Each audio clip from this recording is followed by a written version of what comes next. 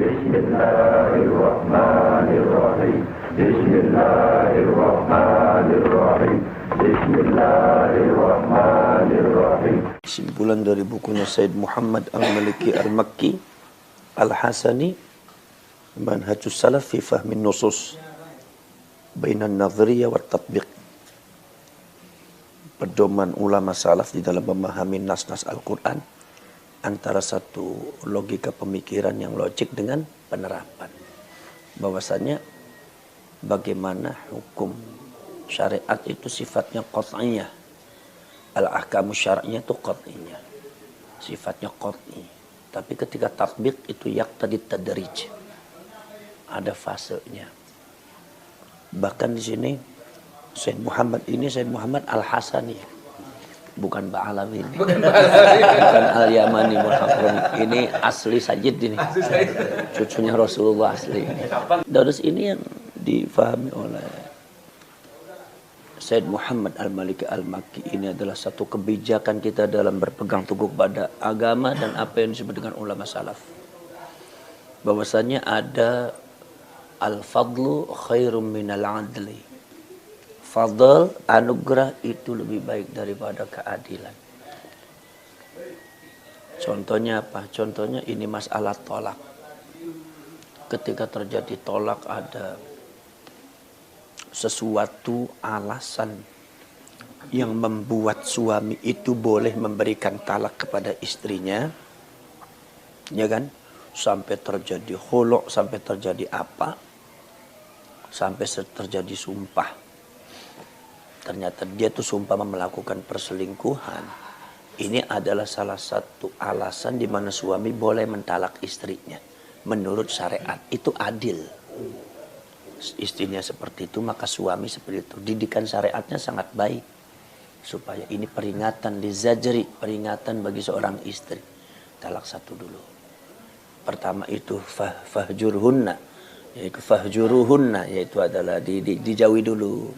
Pisah ranjang, pisah kamar. Terus dididik sampai akhirnya dalam satu alasan syar'iyah itu boleh orang itu mentalaknya dan syariat itu memperbolehkan. Tetapi apakah itu jalan terbaik? Ternyata kata Allah tidak. Kata Allah Subhanahu wa taala, wa an ta'fu khairul lakum.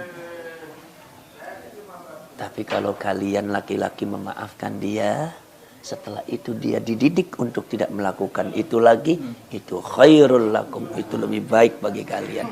Wa aqrabu littaqwa, lebih dekat dengan nilai ketakwaan.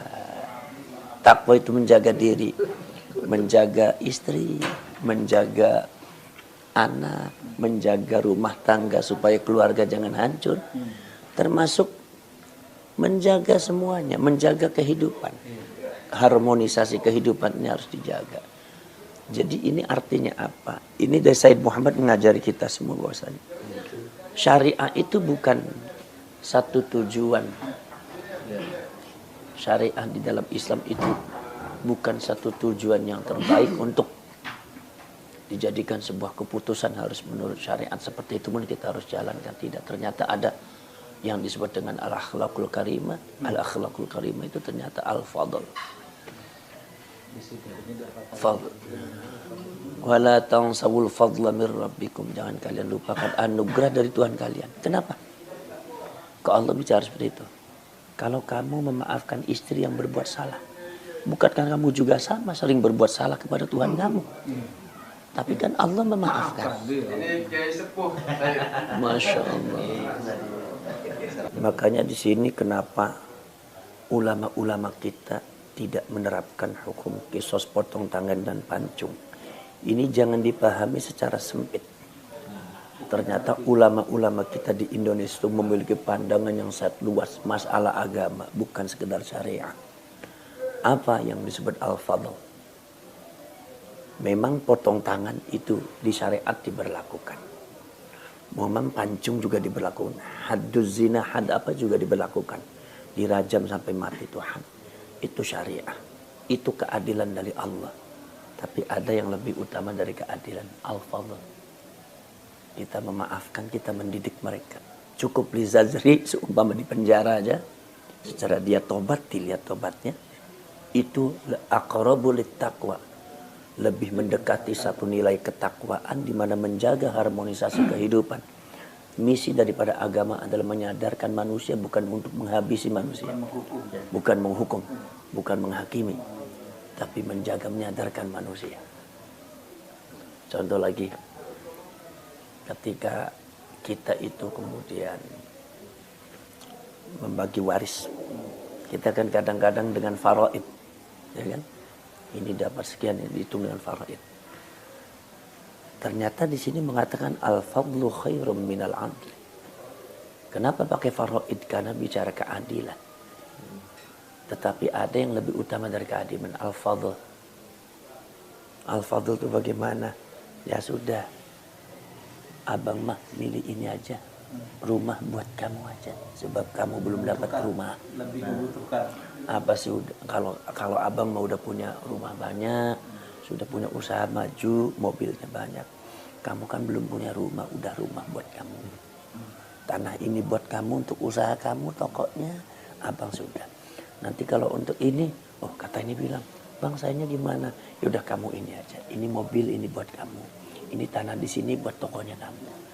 Ngurusi anak-anaknya. Ini yang disebut al-fadlu khairu minal adlin, ajaran Rasulullah. Jadi bukan harus dengan faraid syariat. Kalau dituntut ya tadi itu supaya adil sesuai dengan aturan. Tapi karena nggak dituntut ya itu gitu kan, hukum itu kan kalau dituntut. Kalau HTI langsung wa malam ya. Wa malam yahkum. Beda. Itu udah beda. Yang dipakai dasarnya beda kalau itu. Jadi maka kita itu memang menjalankan agama ini benar, karena tatbiqul ahkam wal hikam ad-diniyah itu tidak boleh sembarangan, tidak boleh pakai emosi. Cuma kan permasalahannya kan kita nih banyak emosi, sementara ulama zaman dahulu kan beningnya tuh kayak air. Ini yang kita kejar. Akhirnya karena kita nggak bisa mengejar, akhirnya suudzon sama kayak gimana sih kayak ini, gimana ulama kan, gimana? Ulama kayak kan lebih ngerti ilmu agama daripada kita. Tapi kita seolah-olah lebih Islami dari Mbah Hasyim Asy'ari gitu kan. Makanya, oh jadi gitu. Makanya ini saya pagi ini saya dapat ilmu tuh. Saya makanya kalau kemana-mana baca kitab jangan dipajang, dibaca.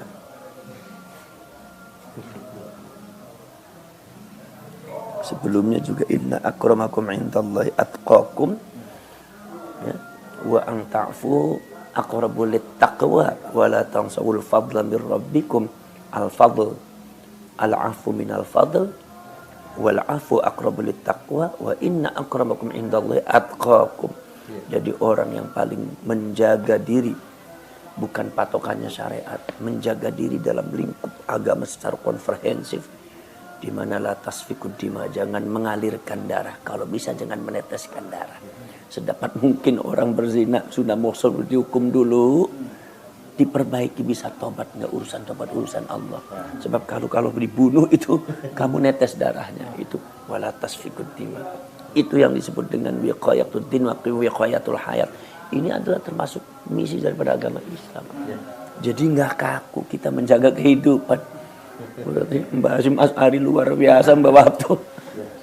Durung tentu, ini belum tentu ulama Mesir, ulama Saudi ngerti. Belum tentu ulama yang dari Malaysia paham. Tapi Mbah Hasyim luar biasa. Ulama-ulama.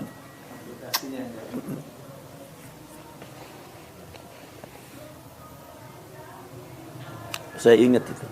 Syekh Abdul Rauf As-Singkil, ketika ada orang sholat, pengen belajar sholat, ayo sholat. Ya Syekh, kalau saya sholat 5 waktu belum kuat, ya sudah, kamu sholatnya apa yang kuat? Sekuat. Zuhur aja, saya katanya. Nanti sedikit, zuhur aja, yang lain gampang nanti. Itu kalau bicara al-ahkamu syar'iyyah bisa dikafir-kafir sama orang. Disangkanya, dituduhnya memperbolehkan meninggalkan asar dan selain zuhur. Tapi ini konteksnya bukan konteks al-ahkamu syar'iyyah, hukum syariat. Tapi konteksnya adalah tatbiqul ahkami syar'iyyah. menerapkan hukum syariat itu yaqtadi tadrij, itu kata Jam'ul Jawami. Nah ini yang dipakai oleh Said Muhammad Al-Maliki. Al-Maliki jadi mazhab Maliki sama Syafi'i sama aja. Ya kan? Makanya kita tuh kadang-kadang sok Islami, sok pintar kalah juga sama ulama zaman dulu. Ini topi mendekati. Iya, iya.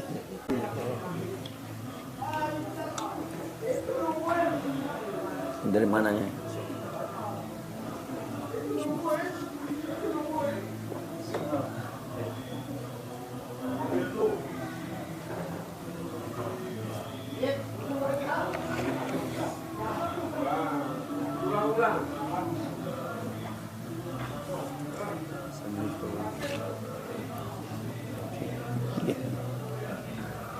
Ini ada lagi kata-katanya beliau nih.